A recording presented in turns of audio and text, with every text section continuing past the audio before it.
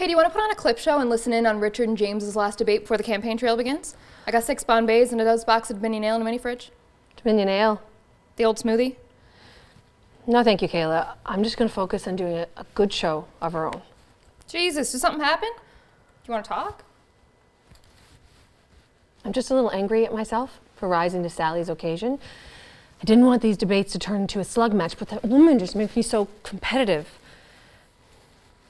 I need a reset. Let's just do the show. Okay. But I can still drink though, right? Yes, Kayla.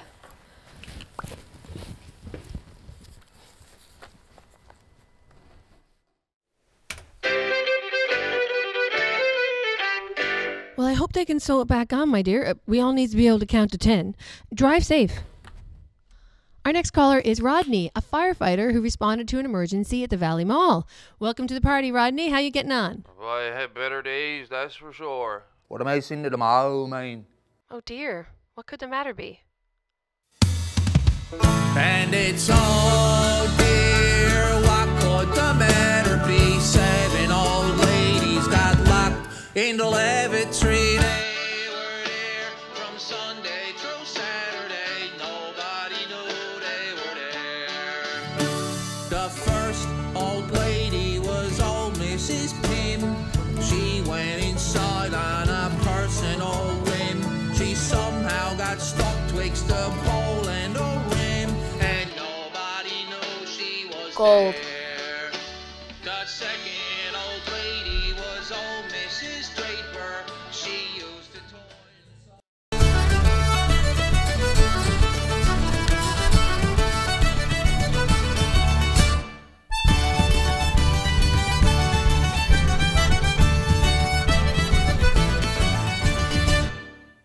Okay, gentlemen, let's take a caller. Harry from Labrador, you're on the line. Hello, Sally. Hello, Harry. How are you doing? I'm friggin' outraged. Well, Harry, what's got you so... Either you knuckleheads have any idea just how far the arse is completely blown out the back of the proverbial shit shorts? Well, Quiet! okay. We have some massive problems with Muskrat Falls. Because of its lock on Churchill Falls, Hydro-Quebec controls the watershed and can stop sending water downstream whenever it wants. It refuses to generate electricity to the time you get maximum prices in the US, then they can turn around at midnight, export cheap US power to save their own water supply. Muskrat Falls is a hand-me-down power station and it's friggin' useless. Well, it's not useless, Harry. Tis useless. It's like we ripped the guts out of our beautiful province for no reason at all. I've traveled far by the northern star since the day that I was born. From the Caribbean to New Orleans, I've been inclined to roam. And the beauty I've seen and the places I've been, I thought I'd see no more. Till I saw the lights that shine so bright in the skies of Labrador.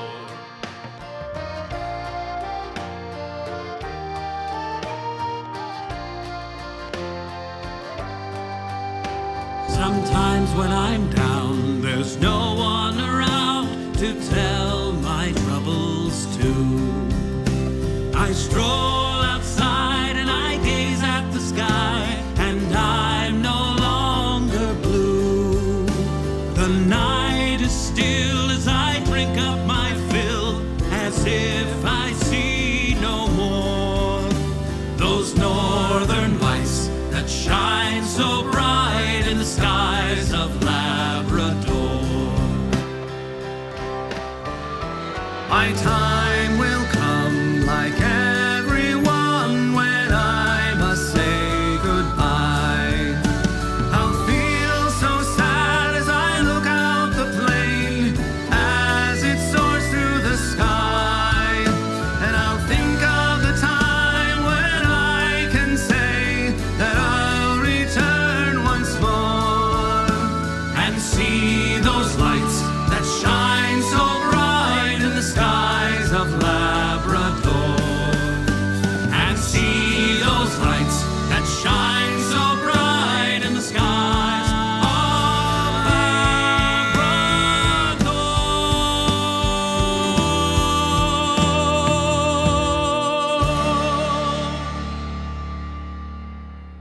And thank you for your call, Harry.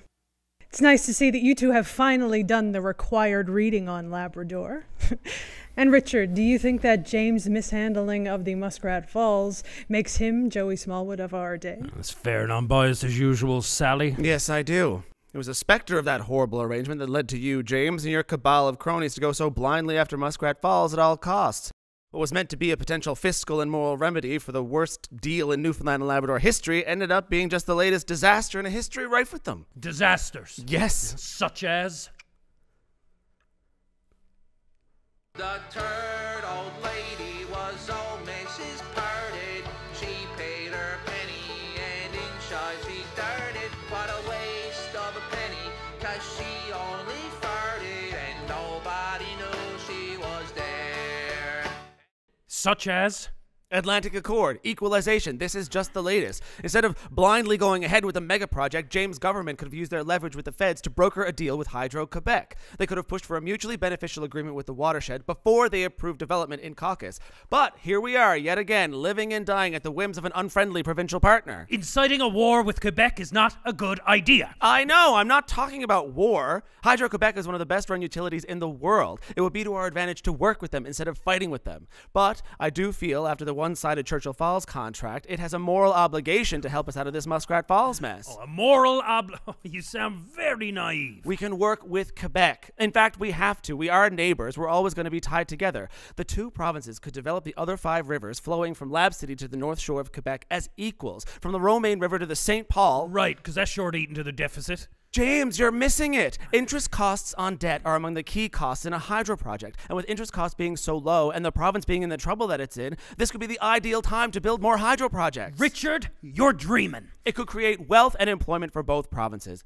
It all went wrong in the 1960s. The federal government persuaded Newfoundland and Labrador not to ask for the transmission corridor through Quebec. They wanted to placate Quebec nationalists, so we ended up with a one-sided Churchill Falls power contract. We had a right to the power corridor through Quebec. The Canadian Constitution said so. No, they were right.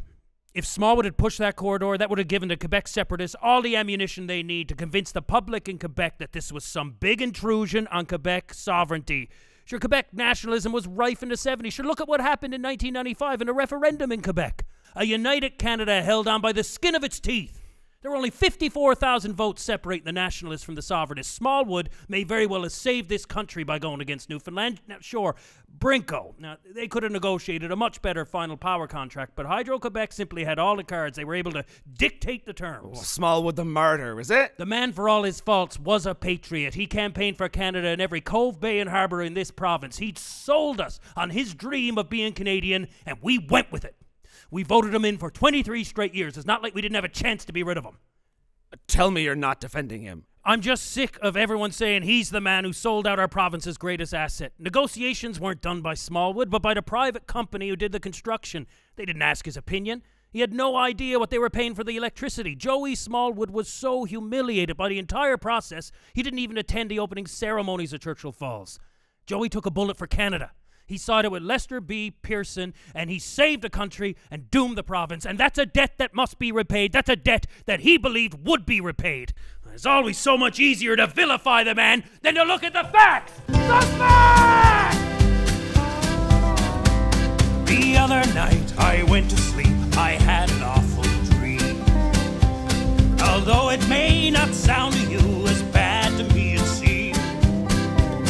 I dreamed that Joey Smallwood had died and went to hell, and through some awful scheme in heaven he did dwell. He wasn't long in heaven. St. Peter had his doubts. He asked him for his passport, and there he found him out.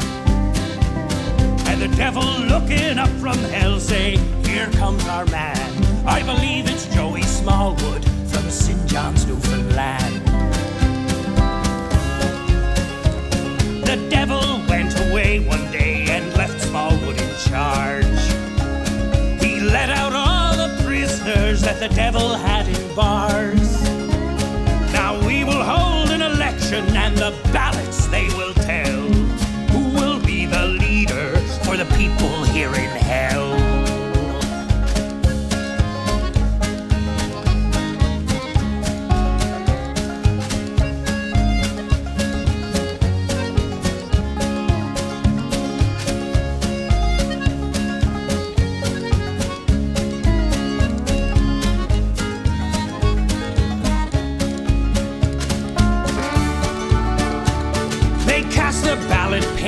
orders, they give it to all hands.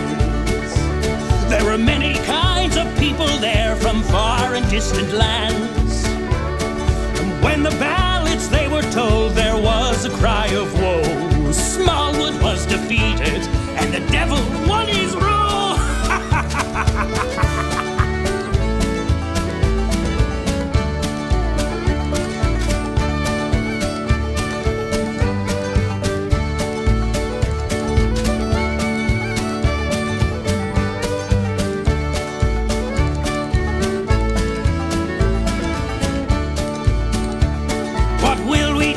Joey, the devil asked the crowd. We'll throw him in the furnace, they shouted out aloud. They opened up the furnace doors, I saw the fiery blaze. The sight of that, it woke me up, and that was Smallwood's dream.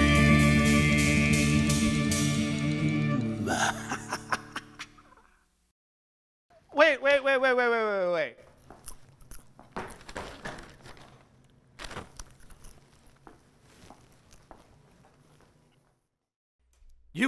You're actually defending the man. No, he did the wrong thing, but for the right reasons. He was naive, yes, but he doesn't deserve to be the villain for all of history. So it's the people's fault. Is it they got what they deserved for trusting the wrong man? The man who was supposed to protect them. Protect them? Not one premier from Smallwood to Ball was fit for the job. Not one elected official. You never had the common sense, let alone the business sense to do the right thing. They found the disease and you just sat there, stunned, frozen to your seats. Disease? You let her die. You let her die this slow, painful death because you're too busy with your own legacy to notice. You let her die alone.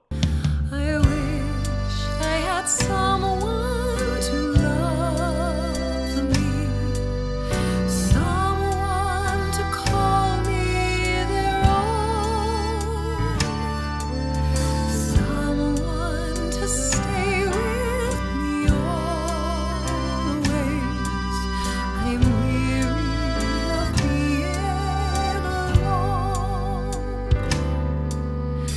Meet me tonight in the moonlight.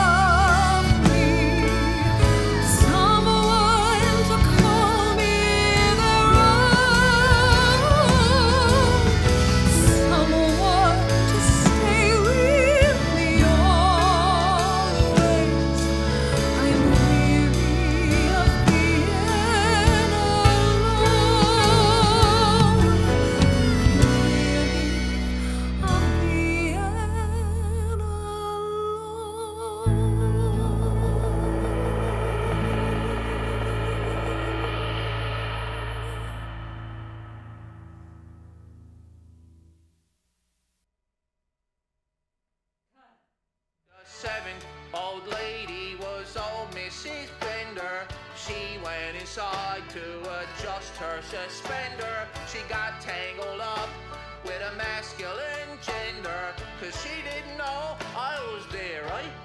Gonna have to finish up, Rodney, my love. We have other callers. Do you think he's single? I think he's going to jail.